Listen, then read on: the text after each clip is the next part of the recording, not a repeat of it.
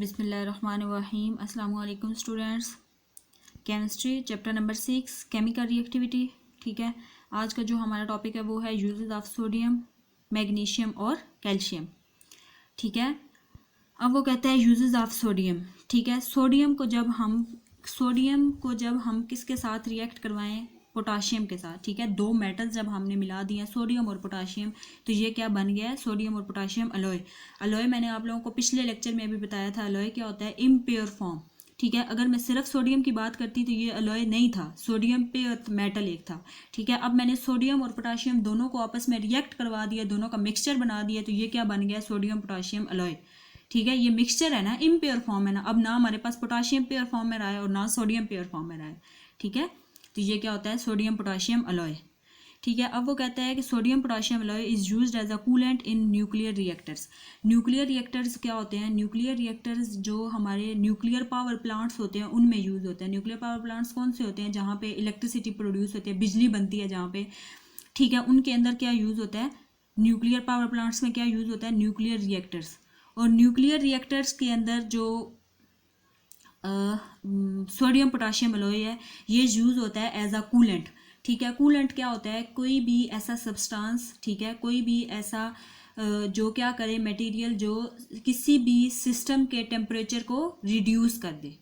ठीक है, कूलेंट की समझ आ गई क्या होता है, कि किसी भी क्या हो जी, किसी भी ऐसा कोई भी सब्सटेंस, ठीक है, जो किसी भी सिस्टम के टेम्परेचर को रिड्यूस कर दे, उसको हम क्या कहते हैं, कूलेंट।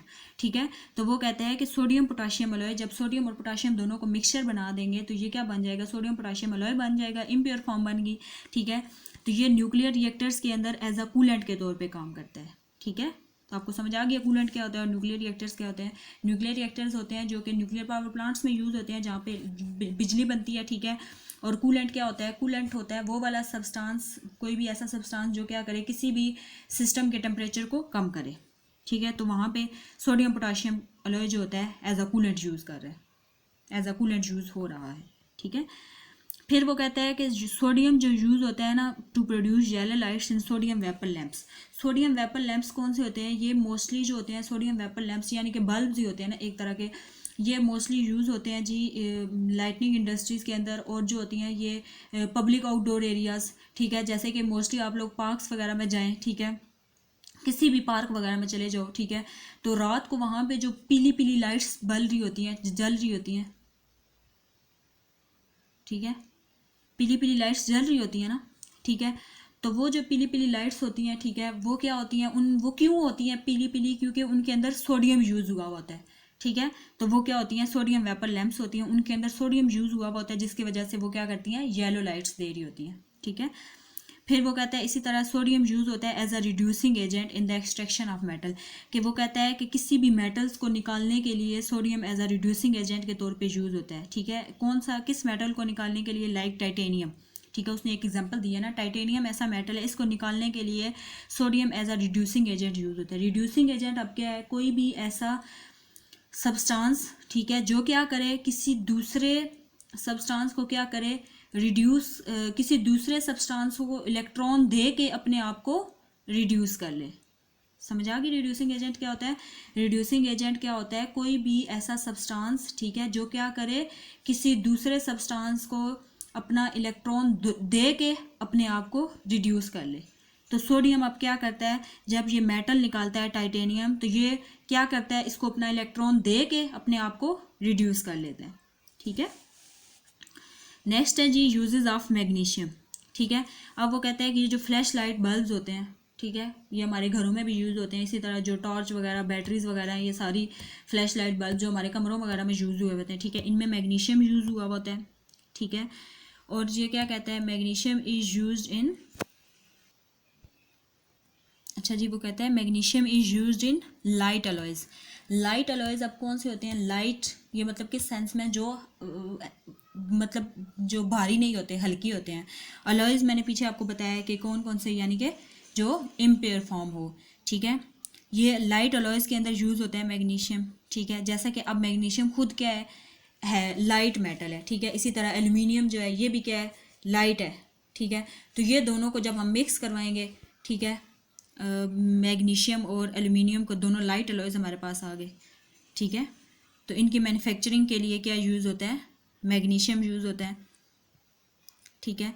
इसी तरह फिर वो कहता है कि magnesium is use for the prevention of corrosion, ठीक है, कि मतलब कोई ऐसी भी चीज़, ठीक है, जब किसको क्या हो जाए कोरोजन, जब वो जंग से गल सड़ जाए, ठीक है, कोई भी हमारे पास अब जो मेटल्स होते हैं जैसा कि आयरन, लोहा, जब ये जंग से गल सड़ जाता है, ठीक है, तो फिर हम क्या यूज़ करते हैं उसको बचाने के लिए, किसी भी उसको बचाने के लिए हम क्या यूज़ करते हैं, मैग्नीशियम यूज़ करते हैं, ठीक है। सिंपल आप यूँ कह लो कि किसी भी चीज़ को जो जंग से गल सड़ जाती है, ठीक है, उसको जंग लगने से बचाने के लिए हम क्या यूज़ करते हैं, मैग्नीशियम यूज़ करते हैं, ठीक है। फिर वो कहता है कि magnesium is use in thermite process to ignite aluminium powder, ठीक है। वो कहता है कि अब मैग्नीशियम को हम रिएक्ट करवाएं एल्युमिनियम को हम रिएक्ट करवाएं किसी भी ऑक्साइड के साथ, किसी भी मेटल का पहले हम ऑक्सीजन के साथ रिएक्शन करवाएं तो हमारे पास क्या बन जाएगा, मेटल ऑक्साइड, ठीक है। फिर वो कहता है कि किसी भी मेटल ऑक्साइड्स को हम क्या करवाएं, एल्युमिनियम के साथ रिएक्ट करवाएं, ठीक है। उसका थर्माइट प्रोसेस होगा ना, कि मतलब उसमें से वो एल्युमिनियम को क्या करेगा, इग्नीट कर देगा, जला देगा, ठीक है। तो वो फिर क्या हो जाएगा, एक रिड्यूस हो जाएगा और एक क्या हो जाएगा, ऑक्सीडाइज हो जाएगा। एक इलेक्ट्रॉन क्या करेगा, देगा, डोनेट करेगा इलेक्ट्रॉन, और एक इलेक्ट्रॉन क्या करेगा, एक्सेप्ट करेगा, ठीक है। फिर नेक्स्ट है जी यूजेस ऑफ कैल्शियम, ठीक है। अब वो कहता है कि कैल्शियम हम यूज़ करते हैं जो पेट्रोलियम प्रोडक्ट्स होते हैं, ठीक है, वो वाले प्रोडक्ट्स मतलब क्या होते हैं, पेट्रोलियम प्रोडक्ट्स, जहाँ से मतलब हम क्या करते हैं, पेट्रोल वगैरह बनाते हैं जिन मशीनरीज़ के अंदर, ठीक है, वो सारी जिन मशीनरीज़ के अंदर पेट्रोल बन रहा होता है, ठीक है, उनसे सल्फ़र को रिमूव करने के लिए हम क्या यूज़ करते हैं, कैल्शियम को यूज़ करते हैं, ठीक है। यूजेस ऑफ कैल्शियम हम पढ़े हैं ना, कि कोई भी ऐसे प्रोडक्ट्स, ठीक है, जिनके अंदर क्या कर रहे हैं जी, पेट्रोलियम बन रहा है, ठीक है, पेट्रोल बन रहा है, ठीक है, उसके अंदर से हम सल्फ़र को रिमूव करने के लिए हम कैल्शियम को यूज़ करते हैं, ठीक है। और कैल्शियम यूज़ होता है एज अ रिड्यूसिंग एजेंट, ठीक है, क्या क्या प्रोड्यूस करने के लिए, क्रोमियम, यूरेनियम एंड जिरकोनियम, ये 3 ऐसे मेटल हैं जिनको कैल्शियम प्रोड्यूस करने के लिए अपने आप को रिड्यूस करता है। रिड्यूसिंग एजेंट क्या होता है कि इनको क्या करेगा, अपने इलेक्ट्रॉन डोनेट करेगा और ख़ुद क्या हो जाएगा, रिड्यूस हो जाएगा, ठीक है। समझ आ गई बात की कि कैल्शियम क्या करता है, एज अ रिड्यूसिंग एजेंट के तौर पे काम करता है 3 मेटल्स प्रोड्यूस करने के लिए, ठीक है, क्रोमियम, यूरेनियम और जिरकोनियम, ठीक हो गया। ये था हमारा आज का टॉपिक, तीनों uses of sodium, uses of magnesium और यूजेस ऑफ कैल्शियम। अच्छा, ये इस ब्लॉग में देखो ज़रा, वो कहता है कि अगर हम गोल्ड को अगर हम पैमाइश करना चाहें ना, ठीक है, कि गोल्ड प्योर है या नहीं प्योर है, ठीक है, तो वो उसके लिए हम एक यूनिट यूज़ करते हैं। वो यूनिट्स क्या कहलाता है, कैरेट्स, ठीक है। ये यूनिट है एक कैरेट, जिससे हमें पता चलेगा कि गोल्ड प्योर है या नहीं प्योर है, ठीक है। अब वो कहता है कि जब हम गोल्ड किसी भी जगह से निकालते हैं, ठीक है, हम ज़मीन खोदते हैं तो वहाँ से हमें क्या मिलता है, हम कहते हैं जी हमें गोल्ड मिल गया, लेकिन रियलिटी में क्या होता है, वो गोल्ड प्योर नहीं होता, ठीक है। क्यों प्योर नहीं होता, उसके अंदर क्या होता है, 24 और अलॉयज़ होते हैं। अलॉयज़ क्या मतलब 24 और इम्प्योर, वो प्योर नहीं होता, 24 और मेटल्स उसके अंदर मौजूद होती हैं, ठीक है।